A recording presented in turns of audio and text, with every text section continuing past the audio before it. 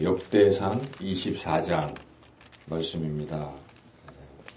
지금 이제 다윗이 이 성전에 그 하나님의 언약궤를 옮겼습니다. 언약궤라는 것은 거기에 하나님이 이렇게 항상 계신다, 이제 그런 상징적인 의미가 있죠. 그래서 다윗이 그것을 언약궤를 이렇게 옮겨놓고 굉장히 이제 기뻐했습니다.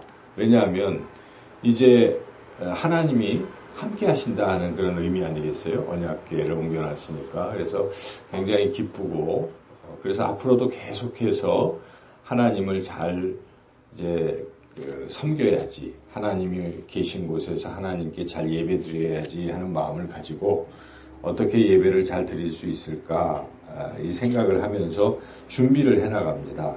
그래서 23장부터 26장까지 그 준비하는 과정인데, 준비하는 것 중에 오늘 우리가 읽은 24장에는 제사장들을 어떻게 일을 시킬 것인지, 이제 이런 순서도 정하고 하는 그런 일, 그리고 또 레위인들도 또 이 성전에서 어떻게 일을 시킬지, 사람들을 이렇게 뽑고 뭐 하는 이제 그런 일들을 하고 있습니다. 그래서 우리가 읽었던 이 말씀에 제사장 직분 맡은 사람들은 누구누구가 순서대로 어떻게 할 것인지 순서도 정하고, 이런 일과 또한 레위 자손 중에 또 사람들은 어떻게 와서 또 일을 할지, 레위 사람은 굉장히 많으니까요.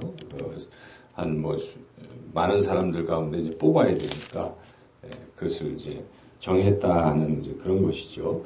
그래서 먼저 우리가 이 말씀을 통해서 깨닫게 되는 것은, 이제 하나님의 일을 하는 사람들은 하나님께서 뽑으신다, 그런 것입니다. 똑똑하고 훌륭해서 하나님의 일을 하는 것이 아닙니다. 하나님의 일은 하나님께서 택하셔야 가능하다는 것이죠. 그리고 우리가 이렇게 하나님의 자녀가 되는 것도 하나님께서 택하신 것입니다. 세상 많은 사람들 가운데에 택함 받은 것이죠. 세상에 사람들이 참 많지 않습니까? 그런데 그 중에 어떤 사람은 하나님의 자녀가 되고 어떤 사람은 하나님의 자녀가 되지 않는 그 기준은, 그는 하나님의 선택입니다. 하나님께서 우리를 사랑하셔서 택하셔서 하나님의 자녀가 되게 하시고, 또한 그 하나님의 자녀들 가운데에서 또 교회에서 이렇게 일을 하고 하는 것도 하나님이 택하신 것입니다. 그래서 우리가 만약 내가 교회에서 일을 하고 있다, 이것은 내가 잘나서 그런 것이 아니라 하나님 나를 특별히 택하셨구나 하고 감사해야 한다는 것이죠. 오늘 여기 등장하는 이 제사장들은 이 여러 사람들 중에 레위 지파, 그리고 레위 지파 중에서도 아론이라는 그 종족의 자손들만 하고 있는 것이죠. 그래서 그게 다 선택받은 것이죠. 우리가 선택받았다는 것에 참 은혜에 감사해야 된다는 것을 우리가 첫 번째 깨닫습니다. 두 번째는 선택을 받았다면 충성을 다해야 되는 것이죠. 주어진 직분을 참 귀하게 여기고 충성을 다해야 됩니다.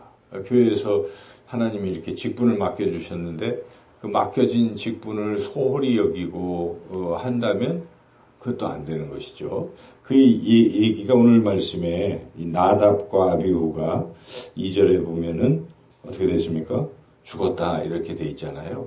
그 1절에 보면 아론의 아들들은 4명이었습니다. 나답, 아비후, 엘르아살, 이다만, 이렇게 4명인데 그 중에 첫 번째, 두 번째 아들인 나답과 아비후는 죽었어요. 죽고 셋째, 넷째가 그 일을 하게 됐는데, 왜 죽었느냐는 이 레위기에 보면 나오는데, 그 이유는 하나님께 이제 이 제사장들은 뽑혀서 이 불을 잘 켜서, 분향단에 불을 항상 이렇게 해야 되거든요. 근데 분향단에 있는 불을 항상 이제 사용을 해야 되는데, 나답과 아비후가 그냥 제멋대로 아무 불이나 갖다가 그냥 한 겁니다. 그게 이제 첫 시작을 하는 단계에서 아론과 그 4 아들들이 이제 그 제사를 지내는 것을 해야 되는데, 두 아들이 그냥 자기 마음대로 아무 불이나 사용하니까 하나님께서 그걸 안 받으신 것입니다. 그래서 그 불로 그냥 참 안타깝지만 두 사람이 죽었어요. 죽고 셋째, 넷째 동생이 이제 일을 이제 계속 계승해서 하게 된 것이죠. 그래서 그 두 사람이 왜 죽었겠습니까? 그냥 제멋대로, 자기 마음대로 맡겨주신 직분을 기쁨으로 여기고 충성되이 잘 감당해야 되는데 자기 생각대로, 제멋대로 하나님의 방법이 아니라 인간의 방법으로 하다가 죽임을 당했고, 그러한 죽임당하는 상황을 아버지가 봤어요. 아론이 보고 참 얼마나 안타깝겠습니까? 그래서 그 다음부터 아론은 아주 이제 그 방법대로 하게 되었고, 셋째, 넷째도 형들이 다 죽었으니까 이러면 안 되겠구나 하고 아주 잘한 것이죠. 그래서 비록 불행한 일이었지만 그것을 교훈 삼아서 그 이후에는 잘 감당한 것이고, 그래서 우리가 그 사건을 생각하면서 하나님의 일은 하나님이 원하시는 방법대로 잘 충성해서 순종하면서 해야 되겠다 하는 그런 교훈을 우리가 또 얻습니다. 그리고 다윗이 지금 이걸 정하고 있습니다. 물론 하나님이 주시는 지혜로 정하는데 이 사람들을 이제 24명을 뽑았어요. 다윗 때부터. 제사장들이 많이 있는데 그냥 이 사람 저 사람 뭐 순서 없이 아무나 와서 재단에 이런 걸 섬겨서는 안 되잖아요. 그래서 다윗이 지금부터는 그전까지는 이제 성막으로 뭐 어느 여기저기 텐트처럼 막 하나님이 옮겨 다닌 거잖아요. 하나님의 성막이. 근데 이제 딱 정해놨으니까 여기 사람들이 제사장들이 와서 순서대로 잘 하도록 사람을 24명을 뽑았습니다. 그렇게 다윗이 정해놓은 질서가 계속 신약 성경에 보면 그로부터 1000년이 지난 뒤에도 누가복음에 사가랴는 제사장이 나오잖아요. 세례요한의 아버지는 반차대로 나가서 그걸 하고 이런 얘기가 나오잖아요. 그러니까 그 질서가 계속 유지된 것이죠. 다윗이 그런 제도를 잘 정비해놨는데 그때 제도를 정비할 때 하나님께서 주신 지혜로 어떻게 했는가 하는 것인데 상당히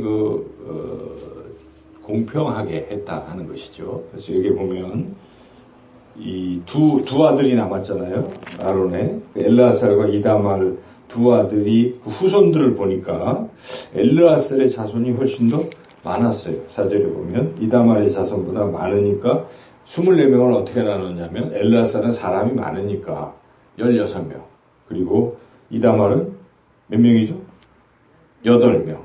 이렇게 해서 24명을 이루고 사람을 뽑은 것이죠. 이렇게 뽑은 것을 보면 무엇입니까? 이렇게 아주 합리적으로 했다는 것입니다. 그래서 교회의 일이라는 게 그냥 중구난방으로 아주 기분 내키는 대로 하는 게 아닙니다. 교회의 일도 합리적으로 이치에 맞게 그렇게 한다는 것을 우리가 깨달을 수가 있죠. 그리고 이제 이 사람들의 순서 와서 1년에 이제 365일이니까 나와서 이제 드릴 때 제사장의 순서를 어떻게 할 것이냐. 순서를 정할 때 그냥 다윗이 자기 마음에 든다고 너 먼저 해, 너 나중에 이렇게 정하지 않았습니다. 어떻게 했습니까?